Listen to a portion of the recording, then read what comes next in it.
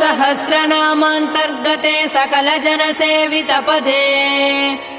सर्वगुणातीते सकलाश्रितपारिजाते विमले विबुधजनहृन्निवासे कनकाम्बरधरे कनकदुर्गे तव सुप्रभातम् सरसिजनिलये सारस्वतस्वरूपे